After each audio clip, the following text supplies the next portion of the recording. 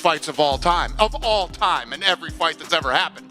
But you look at those two separately, and you know, it wasn't their night tonight, and it wasn't an exciting fight. Thought I would win against Anthony, but here I am with a broken jaw, learning the hard way. I'll heal. What just happened, what you just saw was, yes, Jake Paul finding out there's levels to this game. Yes, Anthony Joshua not having the greatest performance of all time, but him doing exactly what he had to do, what he needed to do for boxing, what he needed to do for himself. The internet exploded the moment Jake Paul hit the canvas in his long-rumored fight with Anthony Joshua. All attention quickly turned to Dana White.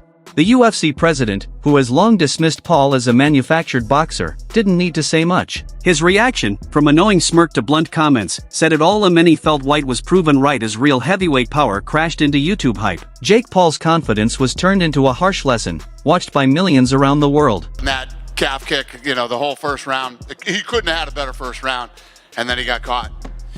Do you feel it's one of those things where, like, he got caught, or is it one of those things where Hatman age might be catching up to him, he might be slowing down? Which one do you think it could be? After Anthony Joshua stopped Jake Paul in the 6th round of their heavyweight fight, the combat sports world couldn't stop talking. The knockout sent Paul to the hospital with a broken jaw and multiple fractures. The injury was serious enough that Paul needed surgery. Doctors used titanium plates and also removed damaged teeth as part of the treatment. For my own credibility, I've got to knock you out, but I've got to try and knock you out where I'm not hurting you as much as what I could if I unleashed. Yeah. And with the punch you said that he landed, it's not his best punch, his most powerful punch, right? Yep. And he's shattered his jaw in 2 places, right? So Anthony Joshua gets his 70 million, whatever it is, but I think he's sitting there thinking, thank God for that, thank God. On a human level, I've come out, all right, I've sort of, not reputation, but I haven't hurt him as bad as what I could have. There should be an awful amount of people breathing a massive sigh of relief. Anybody that put that fight together, athletic commissions, like you said. It wasn't a fight. No, it wasn't at all. Like you said, it was a prize Yes. fight. It was an event. If Anthony damages him, he's got to live with that for the rest of his life. Absolutely. That's a lot of stress to deal with, you know what I mean? So I'm sure he's bleeding in the side of relief. The team that have put him in there, that have negotiated that for him, but the authorities that put that on and commissioned it as a proper boxing match, I've no doubt. Does that go on his... Yeah, it's a professional boxing Do you know what? If I was Anthony Joshua, I would be saying, I don't want that on my record. But for the credibility of them putting the fight on, they would have said to him, no, we've got to say this. It's been commissioned. It's going to be a proper fight. And I found it, I love my boxing, but I just find the whole thing really, really unedifying. You said about get followers. You mentioned Tommy Fury. Tommy Fury is nowhere near his level of getting like a British title fight or whatever. Nowhere near. So it's basically he's like... Beat Jake Paul.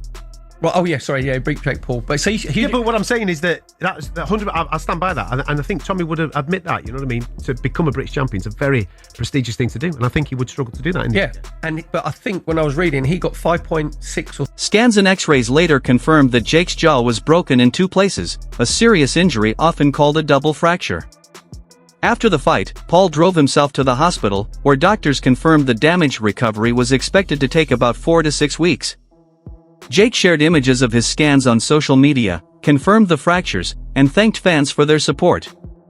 Dana White had called the fight a bad idea from the start, saying Paul was out of his depth against a former heavyweight champion. Many saw the knockout as proof of that view. White even joked that people watched because they expected Paul to eventually get stopped. Oh, Jesus. That's a fucking bad idea. That's a bad idea. But let me tell you what.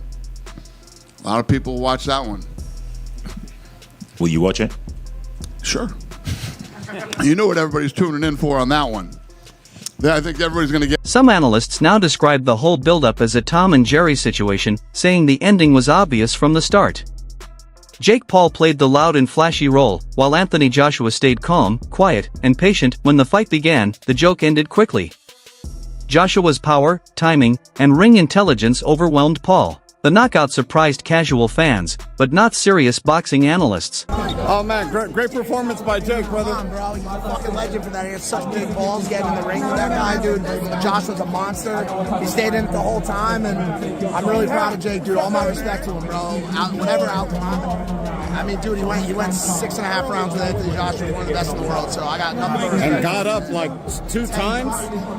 No, it was sick.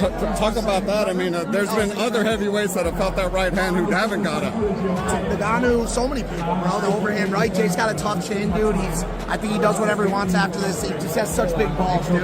He had to keep moving. That was the only strategy. People are gonna say he ran around the ring. They don't know. They don't understand fucking boxing. He showed a ton of heart, right? What's next for Jake? Trainer Teddy Atlas surprised many by outlining a possible way Jake Paul could have upset Joshua, even if it looked unlikely. Atlas said styles matter and suggested Paul could use movement, speed, and footwork to cause problems. He explained that Paul's best chance would have been running, moving side to side, and landing a surprise right hand if Joshua overcommit. Atlas believes stealing rounds and staying elusive could have given Paul a slim chance over 8 rounds, even if it wasn't pretty. About news that broke out, and it's someone that you've always shown respect to, and I've asked you these questions before about Jake Paul. We had a surprise announcement just the other day about him and Anthony Joshua. What was your reaction when you saw that announcement? It shocked a lot of people in boxing. What did you make of that? Or what do you make Jake of that? hasn't made too many mistakes so far. So it got my attention. It got Teddy's attention. He's been growing. He's been growing in the ring. He's been growing outside the ring. He's been growing in confidence. I think that in the Canelo situation, that didn't happen. He was ready to do that. I think if anything else, if nothing else, he's showing you that he truly is believing in himself. And that, he's been a work in progress. He still is. And he's showing you, he's putting his money where his mouth is. Everyone's calling for him to do this, to do that. And, he's always had the advantage with guys that weren't real fighters. They were fighters. They were older fighters. They were MMA fighters. They were this, they were that. They were smaller. They were older. Now he's taking a guy that's bigger, older, but bigger. A real, can't debate if he's a fighter. 2-time heavyweight champ. Coming off. But he's a smart son of a gun. He's a gutsy son of a... I always stood up for him because everyone was saying he was hurting the sport. He wasn't hurting the sport. In some ways, he was bringing interest in a different way to the sport. But The fight, promoted as Judgment Day, was scheduled for 8 3-minute rounds in the heavyweight division. Anthony Joshua entered as a heavy favorite due to his experience, height of 6 feet 6 inches, and size advantage. Joshua weighed around 243 pounds, while Paul came in at about 216. After cautious early rounds, Joshua took control. He dropped Paul multiple times in the 5th round, then ended the fight early in the 6th at 131. A powerful right hand sent Paul to the canvas, forcing the referee to stop the bout.